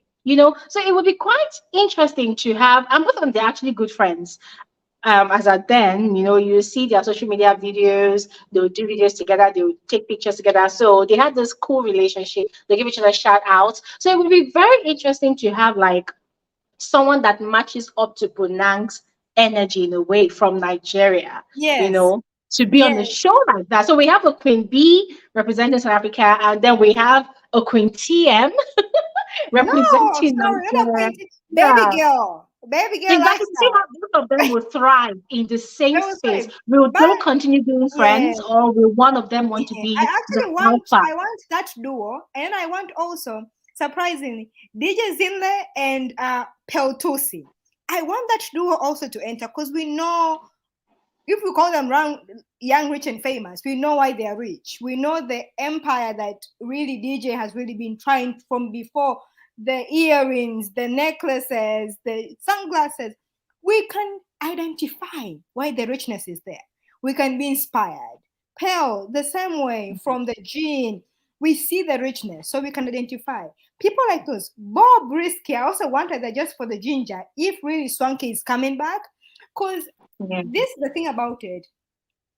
The real factor of Swanky being there this season was Annie, and Annie was not falling for the Swanky theatrics, and that's the problem. Mhm.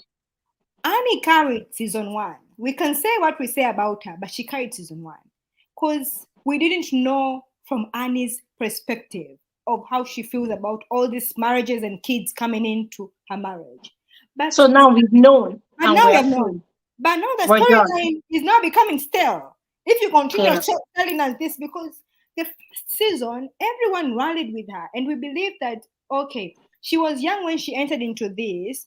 So it's really hard to come out of it because you believe, there's that fear of what am I going to do when I actually come out? Because I'm already accustomed to being Annie Idibia my whole life. So it's really hard. I understand that. As a woman, Mm-hmm. the fear of starting afresh is always harder for any woman. Mm-hmm. So I understand that part. But season two, either she was meant to fall onto Swanky's storyline and drag the whole reason why she sent those messages. Because I believe she really did have that phone call. But she didn't fall for it. She went with the victimhood again. And the victimhood was done because we already clarified you as a victim. You came out and said, guys, this is what I want. Now we have left you to be a strong survivor of the world. And then you want to fall back to victimhood again? We are sorry. We really can't take you back there anymore. Became boring. Yeah, it now becomes boring. Andile have no story about him. Andile is just a strong patriarchy human being. That's all we can say. It's the patriarchy issue in me. It's a really nice storyline, obviously, because that is only in obviously I don't know to say essay, but back at home, Diamond can marry more than two wives. He can marry four wives because he's obviously a Muslim. So he's given that room. So seeing that I believe he's obviously a Christian. That's why he can't be with both of them. But traditionally in other obviously countries, Zambia, you can marry two wives even though you are that a Christian. So we saw that obviously that use of he wants to be in a not in a really monogamy situation because he really likes them both. You can see that when you see Andile with Tabazzo, you're like, oh, this is love. They look so cute together. You Mm. really was that in the picture. Oh, they look so cute together. You also fall for his theatrics because it's like, oh, they're all cute. I wouldn't also choose them. So I'm like, it's fine. And I am a lady. I wouldn't choose any of them. I would want them both. So I'm like, I understand your pressure because they're all cute. Do you know? Let me tell you something that happened yesterday. Yeah, on Instagram, I think that was 2 days ago. So he had posted a picture of him and Sebatsu and Kaylee and someone else, and the comment section was wild. People were like, "Andile, make a choice." So people were like, "Andile, oh, today you are posting Sebatsu, tomorrow you're going to post Rosette." And lo and behold, the next day, I went to his page, and guess what? He posted a video of him and Rosette. It was sort of like an ad for a brand, but it just confirmed what people were saying. And I went through his page. I was looking for a pattern, but I saw more of Rosette on his page than Sebatsu. And I'm like, this guy, okay, fine, you're building a mansion. Just marry both women, pack your kids. You people should live like one big family, That's what I'm because saying. it's Like, he it's really looking like wants he to will go never there. make a And I'm choice. like, I understand him, because even for me, looking at them, I would marry both of them, logically speaking, because they're all cute, they all look charming, they all look kind. But I think for me, I looked at it also more as a business entity.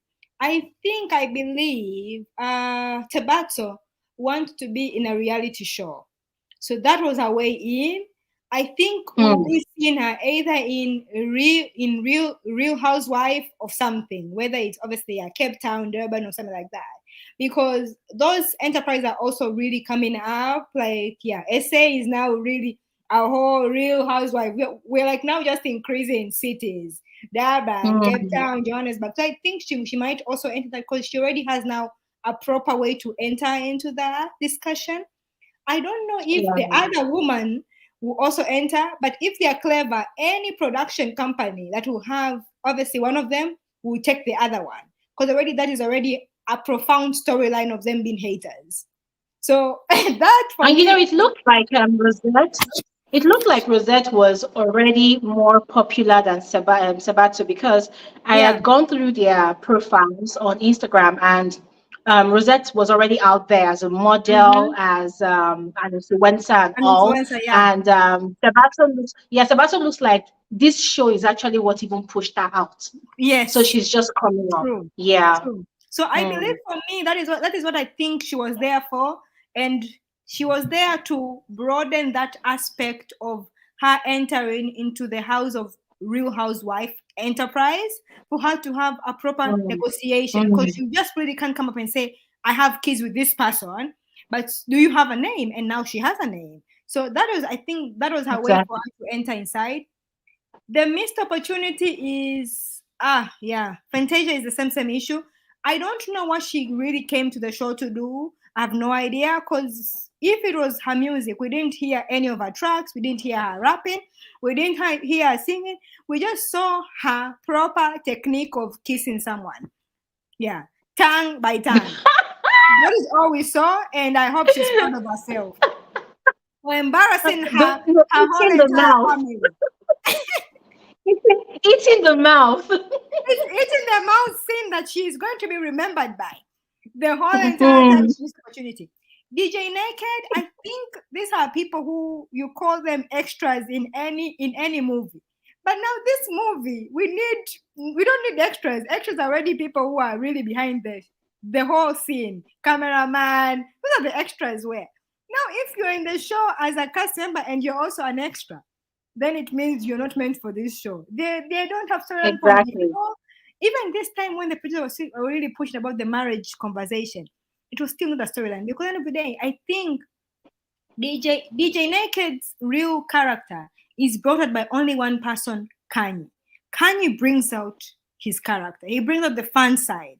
And this time I think Kanye did not shoot a lot of scenes with him. So we didn't see the fun side. We only saw the fun side of like, oh, try your proposal. That part already was already fun. You could see Kanye brings out the fun side of his. So if Kanye's not shooting with him, Mm. he's a furniture. Ima groovy furniture. Furniture in Young, Rich, and Famous. Furniture. And we're tired of furnitures. Kelly, I don't know. I don't know what she does, hey? Maybe she's meant to also be a real housewife. Why just to know that she sits down. Because we don't know that she has like, how is she rich? Is she married to the rich person? No, she's not married to anyone. Is she owning anything? Is she a owner? Is she an entrepreneur? Is she an actor, an actress? I don't know. We have no idea about her. So I feel like this season, based on the numbers that they'll see, I don't believe they'll have the same Yeah. numbers as the first season. I think they'll have lesser than, because everyone at one point was just tired of them. For me, I didn't even watch all season. Like the whole, I was just like skipping. I was like, it's useless. The Annie propaganda is already roaming around. Swanky, you're bringing sassiness to the wrong people who don't really eat it up. Like that is real. That is real housewife propaganda of bringing the shade and the drama, and then people eat up the drama. People are just looking at you Mm, like, oh, okay, okay. Obviously, yeah. Bonang missed opportunity. Also, didn't show part of her that is business oriented. Someone who is really working so Mm. hard to become a name like the Queen Bee of the whole of SA. We didn't see that part. Kanye, I think maybe she was sick really, and then I think she's just meant to be. Right now, I believe so far the way it looks like Kanye is campaigning to be in the Real Housewife of Dubai. So that's why she moved. That is the storyline Mm. underneath it. So I think she's Okay. done with the show. She wants to go and enter into the real housewife thing. But I don't know if it's going to be possible because she just broke up with that man who is rich. So I don't Mm. know the propaganda around it. Is she really going to work out with that? But I pray she does because she's a real housewife material and not this other part. But And yeah, it's that's not cheap. It's not cheap to be on shows like this because you're talking about appearances. every single Your time. appearance is what matters. Yeah, You spend a lot of money. So if it's you something she can do. actually deliver on, then she should go for She, it. I think she can really do it with the obviously the whole character. She's really funny. Like Kanye has been Mm. funny her whole life. Like if you listen to her music from before, her music was whack, but when she sings it, you just laugh. She's just a funny human being. She's just a funny human being.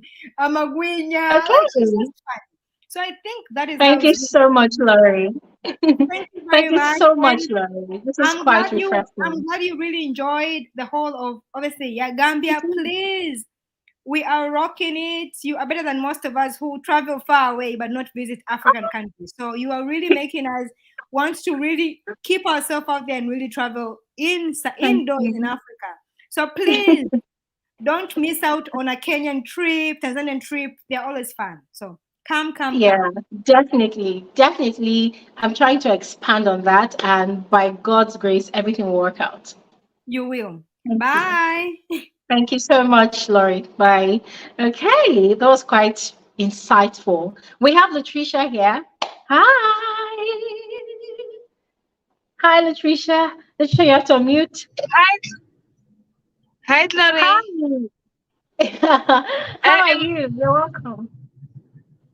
I'm good. I'm good. Thanks. I'm driving. I was worried that I won't be audible. So when I say hi and Oh, you say hi, I'm like, wow.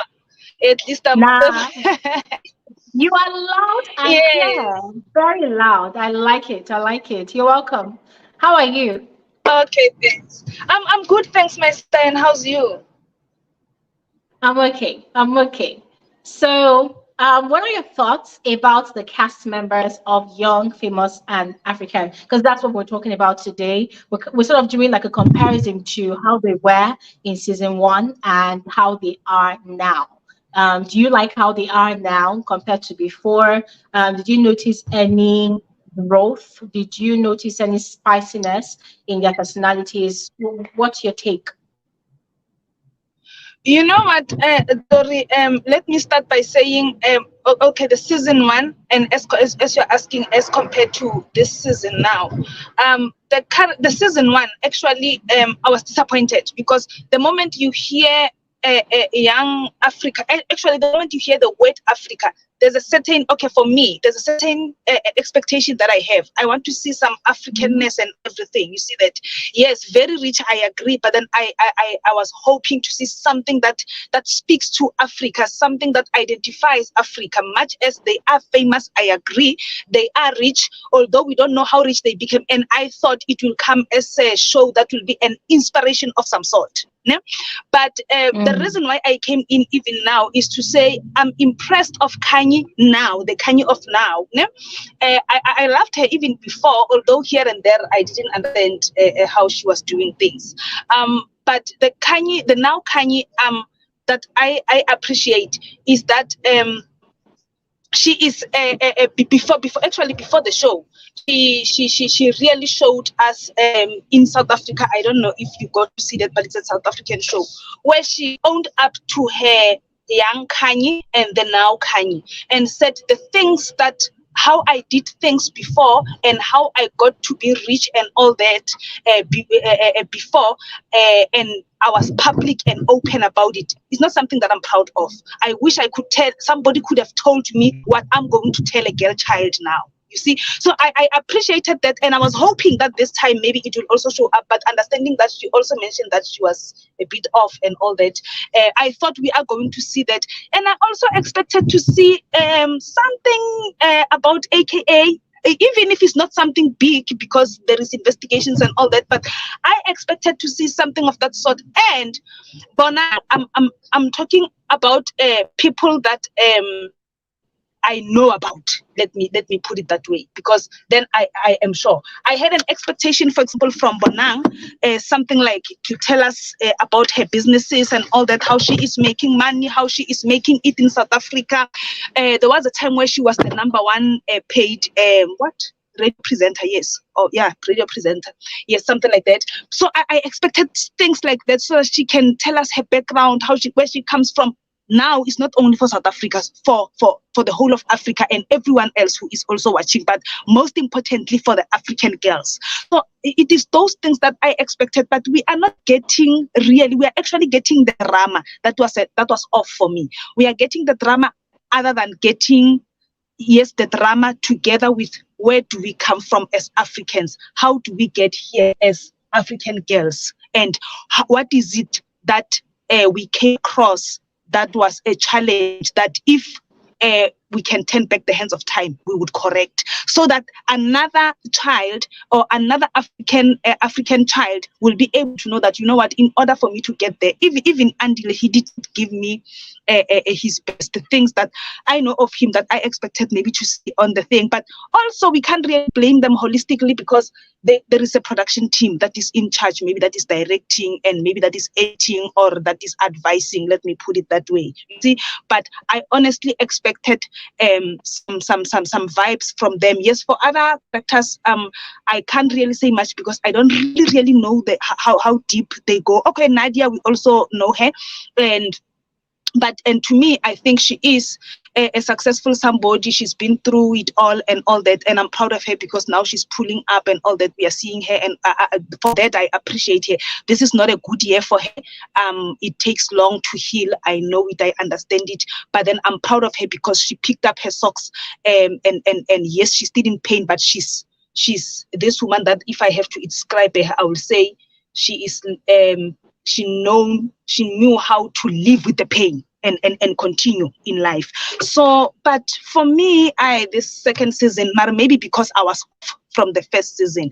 So basically what I wanted to say is that I wish the production was hearing us. We also want to see Africanness. We also want to see how this, we are not questioning their riches, we are not questioning it, but we wish that it could be open for somebody to can tell us. We have a program in South Africa where they are showing us the people who are, there's this lady that I'm proud of, Portia M. She made a product, facial products for women. We see ladies who are doing hair products and all that out of their own. They are creating it themselves, and we want to see such things where they can tell us that we started like this, these were the challenges and what. Then it is motivating some other child somewhere who is watching. There is another Bonang in every household. There is another Kanye Mbau. There is another Nadia. There is another, you name them, you get that in every household, so that they can just brew that character in them and give them hope and give them some sort of a direction to say, what you are thinking now, girl, it is possible. Grow up and then you will surely get there. Chase it. Chase your dream. I will end there for now.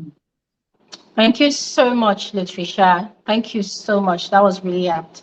Thank you so much. In addition to that, I think my own suggestion to production, or what I would love to see, let me just say what I would love to see. And what I would love to see next time is more realistic scenarios. I think it's going to be more realistic if the cast members that they choose to showcase in next season, I think it would be more realistic if they show more content from them when they are in the comfort of their own home base. Say, for instance, the Nigerian cast members, every time Annie and Tuface, they're always flying into South Africa. Um, Swanky is also flying into South Africa from Nigeria or wherever he is. I think it would make more sense if maybe next season they stretch their legs. That's a production team. Let them, Thank you. meet these people in their own home base, right? Annie or whoever they decide to bring next season, we can experience them at the comfort of their homes or at the comfort of their business spaces, wherever. That is, if they are open to such opportunities. Same thing goes for the likes of Lewis. He has talked about what he does in his home country. He organizes events. He's going into entertainment. If they show us stuff like that, to make more sense, I think they should really show us what it means to be young, to be famous, and to be African. For you to be all of that, it means you are from somewhere. You have a home base, right? I don't want to believe that Yes. all the cast members, their home base is in South Africa. They're always in South Africa. I mean, the production team, they're making it obvious that they all fly from wherever they are to South Africa just for the sake of the show. I think it will become more realistic if they go to those people, where they are based. I think for me, it will be more realistic. Yes. You And I know, don't think they you know necessarily what? have You to be nailed it. rich, but as far as they are, sorry, I say you just hit the hello? last nail. I didn't want to. I say you just hit the last nail. I Yes. wanted to touch on that, but I said because I'm South African, let it not sound like I'm negative. But then I wanted to say it's not about South Africa, it's about Africa. Yeah. We also want to Yes. see them in their comfort of their background, not only their homes, but in their background. What is so that it can interest us. It can give me reason to want to go to Tanzania and all that. You get that? So I'm saying this because I really didn't want to go there to say is South Africa, South Africa. This is tiring for us. We want to see something different. We want to see them in their comfort, their entertainment, their homes, how they approach things, how life happens around them, how they evolve, whatever you may call it. So thank you for mentioning that one because I wanted to touch it, but I said, let it not be like I'm negative. I don't want people to come into the country. But then, Yeah. yes, we appreciate it. We Yeah. want to see the whole of Africa because they are representing what? Africa. Exactly. Exactly. And the Yes. production team should realize that they gave themselves a lot of work and a lot of I think the expectations of us, the viewers, is actually self-imposed on them. They impose that expectation on themselves because when you give a name to a show, you need to understand the interpretation and the message you're trying to pass on. So if they had said young, famous, and South African, that's different. But now they're saying Yes. young, famous, and African. So people that are outside Africa that are watching the show on Netflix, remember, Netflix is a global platform, right? So people that are watching the show that are not African, they want to see the first thing that comes to their mind is, oh, okay, what does it take to be young, to be famous and African? How did these cast members become young, famous, and African? And we're not talking about the shows portraying all levels of morality. No. Aside the drama that they are giving that is entertaining, I think they don't want to give only the impression to the outside world that, oh, to be young, famous, and African, you have to be a baby daddy, you have to be a side chick, you have to be a, what is it called? You have to be overly, yeah, you have to be overly dramatic. Or to be young, famous, and African, you have to sometimes irrationally argue. To be young, famous, and African, oh, you have to be loud, you have to be a liar. You understand? Because that's what it is. If I were to be watching a show like this and I am not African, and I'm watching it and I'm getting all of these vibes and I'm seeing all, I'm like, okay, fine, it's quite entertaining. But is this what young, famous and African people, that's young people who are famous and African do in Africa, And there are still people that are not African that still refer to all the different African countries as Africa. Some people that are based in the US, I've seen videos where they literally refer to Nigeria as Africa. They refer to South Africa as Africa. Do you understand? So there are people that are that ignorant about what happens in Africa as a whole. There are people that are still much in the dark age. They think they are woke, but they are really not woke. So I think the name of the show is quite great, but the production team, I think it's high time they started living up to the expectations that people have. And hey, This is not to say they're not doing a great job. They are doing a fantastic job. Picture quality, great. Camera angles, fantastic. I mean, it's a show that you're watching and just the aesthetics of it all, it's giving you the energy you want to enjoy on the show you see on Netflix. And yeah, the cast members, I think they're doing great. But the storyline needs to change. I think they've exhausted the plot. So there's no more plot twists coming from that plot anymore. So they need to change. They need to diversify. They need to stretch their legs. I know it might be costly for them to take trips down to Nigeria or to Namibia, yeah, or even Ghana, Yes. where Fantana is from, or even Tanzania. It might be expensive, but then this is the opportunity for them to, look for more sponsors that will want to invest in the show. And to achieve that, I think it will require them to stretch the cast list, maybe drop some cast members that are no longer given or their stories have become boring on the show, and then get other cast members from other countries like Uganda, like even the Ghana, gets diverse people to get diverse content. I think that will go a long way to really satisfy the expectations of most of us, the viewers. The show cannot be perfect. That is what people should understand. It cannot be perfect. I have never seen any reality TV show that is 100% perfect, because there must be room for improvement at all times. Any show that is perfect, then it will easily get redundant, right? So the show cannot be perfect, but I think it can be better. So yeah, that's just my own, 2 cents. So thank you so much, Lutricia. Thank you so much for pointing that out as well, Thank just you, as Laurie Glory. and Bobo did. Thank you so much. Okay. Guys, I don't know if there's anybody else that has anything to contribute to this conversation. For me, I have said what I want to say. So the link is in the description, in the comment section. If there's anything you want to say to add to all what everybody has said, please click on the link to join and share. Yeah, Sibongi is asking a question. The only bind I have to pick with some of them is, are they young? I think they're actually young. I mean, how do you classify someone who's older or someone who's younger? I think they're actually young. At least to the best of my knowledge, I don't think there's any of them that's up to the age of 50. I don't think so. So I think they are all young, right? And I actually love the age gap that they have on the show. Um, for a very weird reason, I have been hoping that they don't bring a Gen Z. Yes, because no, I don't think that kind of vibe that the show has is for Gen Zs. I think it's for the appropriate age that they have currently. I think it works for the show, and I love it.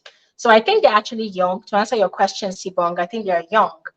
So I'm waiting if there's anybody else that wants to say anything. If there is nobody else that wants to say anything, then I guess this is where I'm going to end this particular episode of Frankly Speaking with Gloria Elijah, this live stream. Thank you all so much for tuning in. I am so happy that we got to have this conversation because I have been dying to have this conversation. So I'm happy we did that today. Thank you all so much for tuning in, for coming out en masse. Okay, Esther is asking, Glory, what's the name of the app you use to work out at home? Woo! The app is on. Oh my God. Okay, so I'm going to do this. I'm going to check the name because it's on one of the devices I'm using to work right now. So I will look for the name, all right, and then I would comment and pin the comment on this live stream when I am done. All right, okay. I hope I answered that. So I will provide the name, okay. So yeah, that's it. Thank you all so much for tuning in to today's live stream. I appreciate all of you. This is something I say every time, but I will still repeat it again. I understand that this is a weekend, and a lot of you, would rather utilize today as your rest day. But the fact that you all still give out 2 hours of your time or more to join conversations like these in this community, I, oh my God, guys, it touches my core every time. So I appreciate all of you. Thank you all so much.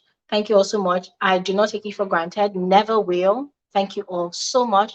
To those of you that contributed, Queen Omo, Laurie, and Latricia, sharing your thoughts virtually. I appreciate you, ladies. Thank you all so much. For those of you in the comment section, Sibong, Oge Esther, there's TL as well. There's Joe. There's Joe Boy.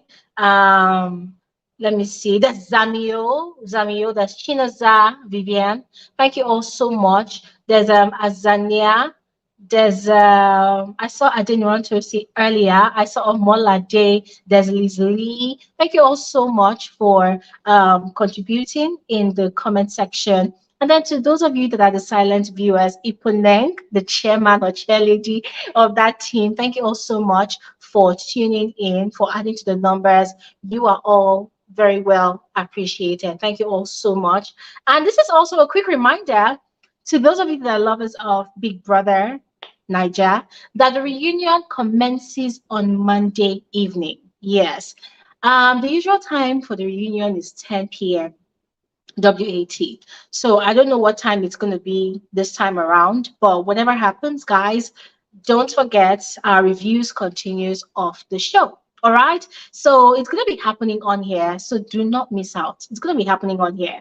We're going to be having a lot of fun on here. So please do not miss out. And our live stream continues on Saturdays. If there's anything different, I will communicate with all of you, during the week when the reunion commences. Okay.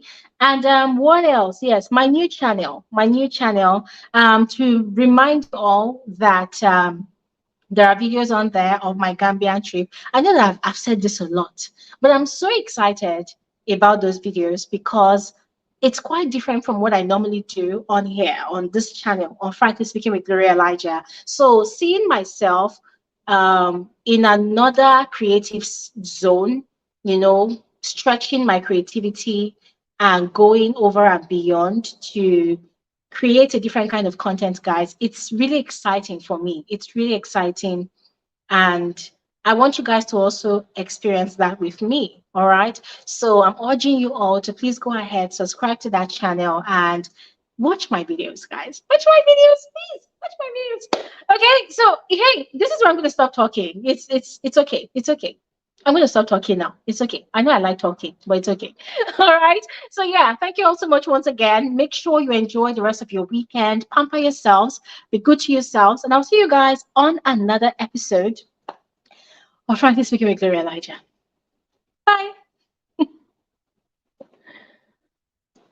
Bye.